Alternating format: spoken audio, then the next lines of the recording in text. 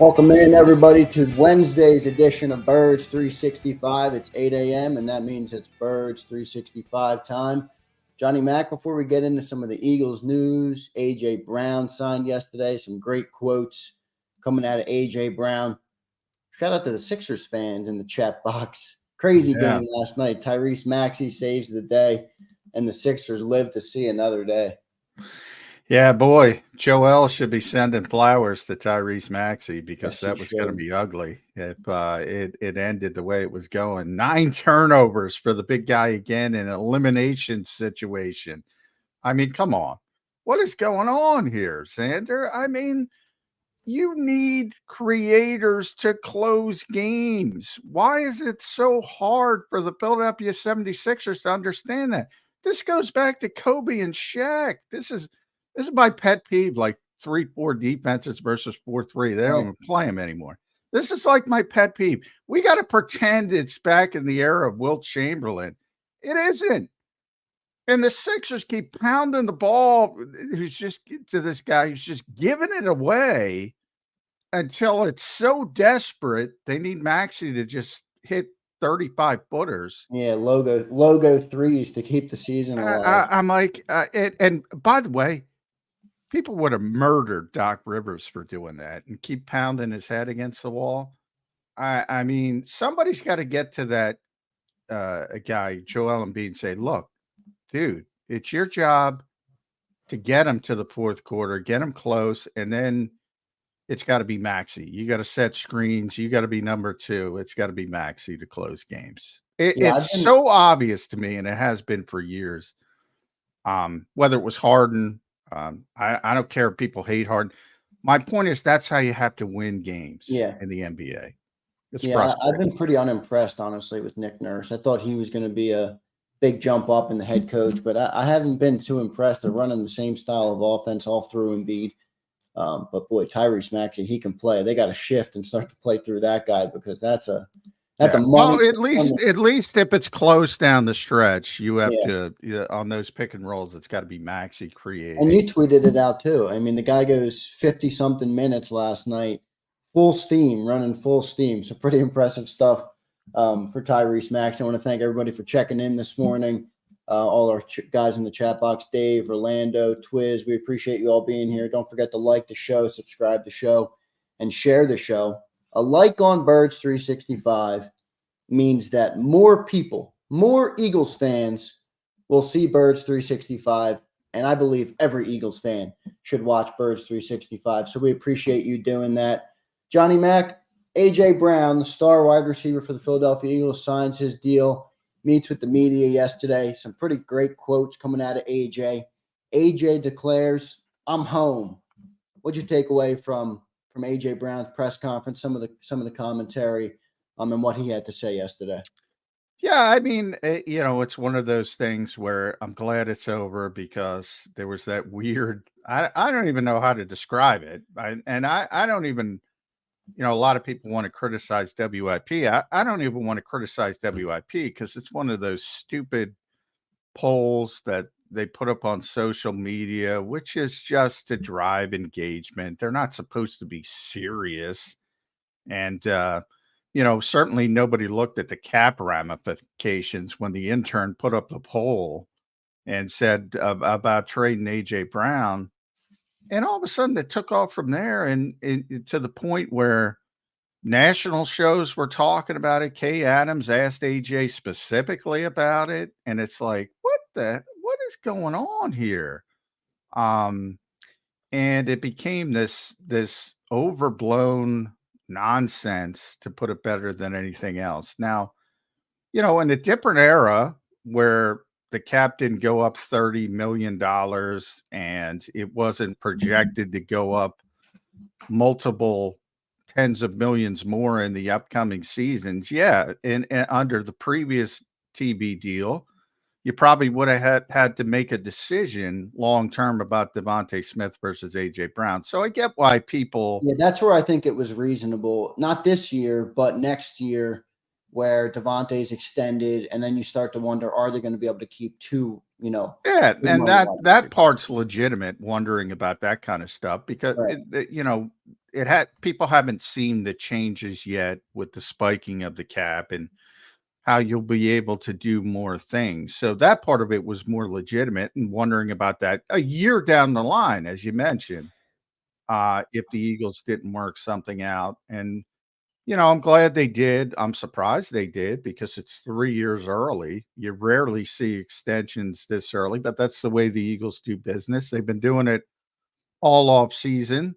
Um, and they continue to do it, and it's a very prudent way of doing business. And they got him. I know for right now he's the highest paid wide receiver in the history of football, but that's meaningless because it doesn't kick in till when at 2027, when by that point Justin Jefferson, Jamar Chase, on and on and on, and a bunch of others will lap that number.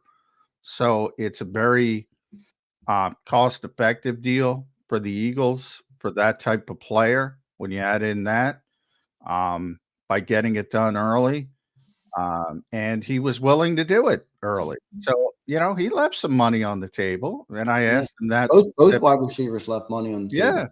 Yeah. and I asked him that specifically, "Why so early? You could have made more if you waited a little bit," and he said, "That's part of it, but he's comfortable, and he wants to be here, and he wants to retire here." So I hope we can close the book on that. Now it'll be about keeping up the level of production, which is difficult because he's been here for 2 years. The first year he set the record, the franchise record for receiving yards. The second, he set the franchise record for receptions by a wideout. He's over 1,400 yards in both seasons. Um, it's early, but he's trending to be the most productive wide receiver in Eagles history by a wide berth. Uh, uh, and I've said it for a while. He's the best best pure football player on the Philadelphia Eagles. Yeah, he goes his first year in Philadelphia, 2022, he goes 88 receptions for 1496 and 11 touchdowns. And then last year he follows it up with an amazing campaign, 106 catches for 1456 and 7 touchdowns. So clearly, I mean, as you just mentioned, he's one of the best receivers we've ever had in Philadelphia, and I'm talking about going all the way back. Now it's still early; he has to build his full career. But with this trajectory, Yeah, he's he's on a Hall of Fame he's on the Hall of Fame trajectory. trajectory. He's got It's 5 it's seasons in the early. league, and I It's think yeah. only one of them.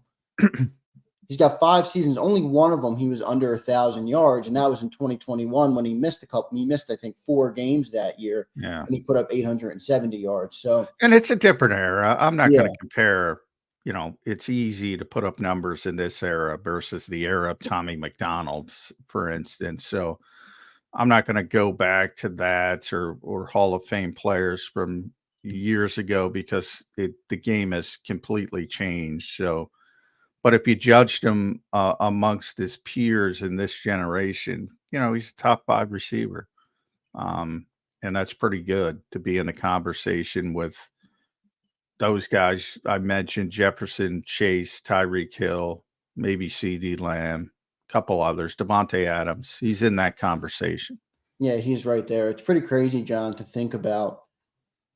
And we talked about this actually a lot with the draft this past weekend.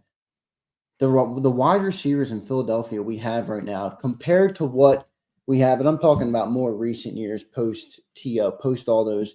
I mean, we were dealing with Jalen Reagor and J.J. Arcega-Whiteside. Now we got Devontae Smith and A.J. Brown, and they're locked up through 2029. It's pretty crazy, the transformation. And I point it back to Howie Roseman, a guy that really seems to learn from his mistakes and make better decisions. And now we got 2 of the best. We got I would argue the best, if not the best, top 2 or top 3 wide receiver tandem in the entire NFL. Yeah, they're in the conversation, same as AJ being top 5 for being the best tandem. No question about that. And they're going to be together for a long time. So yeah, for a team that struggled so mightily for so long at that position. Um, and you remember when Carson Wentz set the franchise record for passing yards, and there wasn't a receiver, a wide receiver over whatever it was, 600. It's Yeah, I mean, amazing. that's still to this day is a pretty incredible feat. Yeah. Yeah, they had a really difficult time trying to fix that position to the point where, remember, they drafted Rager in the first round, and obviously it didn't work out. They had to immediately go back and draft Devontae Smith at number 10 overall. And then the next year after that, they had to trade the 18th pick and a third round pick and pay AJ Brown $100 million to finally fix the position. Yeah, so they So, invested a lot to fix it. yeah. So you have to give them credit for saying, you know what, sunken cost, let's move on. Let's draft Devontae. Let's trade for AJ.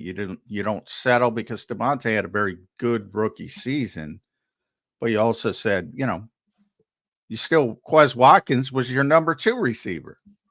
So you still needed to get better. And I've argued from the day AJ showed up, that's when all the pieces fell into place offensively.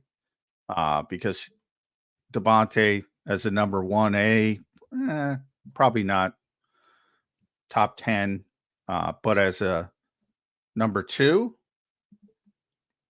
he might be the best. Right. So it all fits into place. Yeah, and I think they're very complimentary of each other. That's the way they play the game. Their styles of playing the game. AJ's that big bruiser; he can catch it on a slant and take it 80 yards to the house. Devontae's a toe tapper, a little bit of a more nimble, smaller guy, but very technically savvy. I think they complement each other really well. They're a really good 1 and 2, and they fit next to each other, which I think is important. If you have 2 dudes that are the same style, there could be some butting of the heads there. So I think they work perfectly together. Yeah, it's a nice setup, and credit to the Eagles for keeping it together, even with some of the outside noise. And AJ, admitted, as he said a couple times yesterday, he's human. He probably needs to stop responding to people on social media or calling into radio stations, things like that. And he said he's learned from it. And he said, let people just have their opinions and keep pushing. But he said that before as well. I would like to see him, keep that up. And I think he'll only get better and better. And, he's emotional. A lot of people, it's funny to me because, when the Eagles were at the top of their sort of recent run, Jalen Hurts got tremendous plaudits for being even keel and so flatline and big situations, how calm he was. And then they started losing late last season. That became an issue.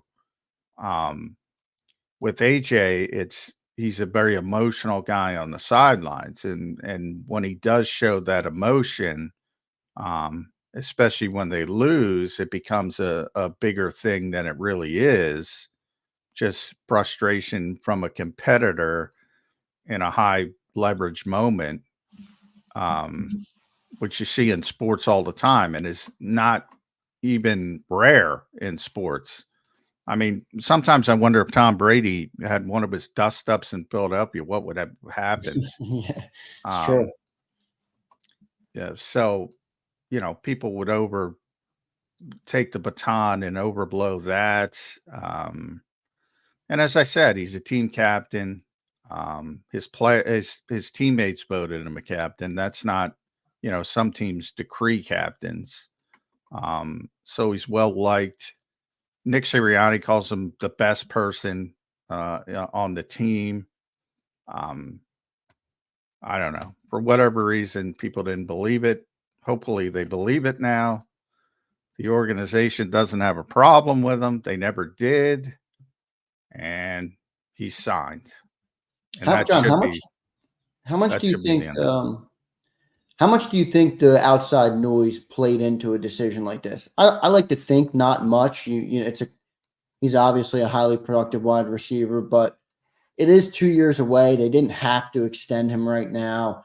Do you think part of it was quiet the outside noise? Other than the Eagles spiking the football behind the scenes and saying, let's see what the a-holes say about this. No, they're not paying a guy to spike the football on some. Well, I mean more for internal. I mean, if there's all that talk, and I love AJ, but AJ has shown that he does listen to it. I think even Devontae shows that when he chirps Dan Sileo after the extension. They hear it. You know, is part of it? Let's keep these guys in the best state of mind in the locker room. Let's keep them knowing they're valued in Philadelphia, not have to worry about Kay Adams asking him if he's going to be traded, you know, stuff like that. No, that's given a lot of power to people who aren't educated about the situation, to be blunt. No, they're not doing that. I mean, he's the best player on the team. Yeah, makes sense. He's the best player on the team, and they're getting him at a discount, even though it doesn't look, again, in the moment, he's the highest paid receiver in football. The minute Justin Jefferson or Jamar Chase decide to sign wherever, you know, their stupid teams are going to have to pay a penalty, a tax for waiting so long. And it might not even be with their original teams, but wherever they sign, it's just going to explode the market. And if AJ would have waited past that date, he could have gotten more money. So, you know, the Eagles are very proactive. So from their standpoint, they see it as a win-win, and the fact that, well, we want to keep this player, we want to get them done early, and which they always do. They've done it with Devontae, with Landon Dickerson, with Jake Elliott, who am I forgetting? Mailata. Jordan. Yeah, Jordan got a second. There's no reason to get Jordan done. They just did Jordan, right. But they're getting him done at a cost-effective rate long term. There's always a little bit, the give and take there is you have to convince your owner that injuries are a big part of this game, and you don't want to be on the hook for that if an injury pops up. But you can't legislate injuries. I talk it all the time. You can't scared money doesn't make money, is the old saying. You can't run your business like that. Although most NFL teams do run their business like that. And very few run it like the Eagles. And again, Jeffrey Lurie deserves more credit for that than he's probably given. Yeah, he's willing to shell out the money. You talk about that a lot. John, one last thing on A.J. Brown. You always say he's misunderstood. Give us a little look behind the scenes of what kind of guy A.J. Brown is and what kind of man he is. I think, as you said, a lot of people misunderstand him. A lot of people look at him and you immediately slap a diva role onto him. What kind of guy is he behind the scenes? What do you like about A.J. Brown? Tremendously honest. He will answer any question. Usually when the TV cameras go away, he will be honest about football matters. He'll be honest about his mistakes, as he talked about being human. He tries to push his teammates maybe to levels that they don't want to be because he's so competitive. You know, when you talk about we opened with the Sixers and we got to get to Mike Gill, I know, but you know, when I look at Maxey and the conditioning and he's playing 52 minutes and he looked like he could play 48 more. Yeah. That's NBA level conditioning. When I talk about that and the lack of it with a certain other player, that's what I'm talking about. That's NBA level conditioning. AJ Brown was talking about yesterday, you know, when guys are going out on Friday night, he's going to work out. When guys are partying on Saturday night, he's going to work out. And when they do go to work out, they work out once a day. He works out twice a day. And if Ian Cummings was here, he would describe AJ as rocked up I mean, the dude, you don't get that way by not working. Yeah. So he's a tremendously hard worker, and he tries to push everybody to that standard.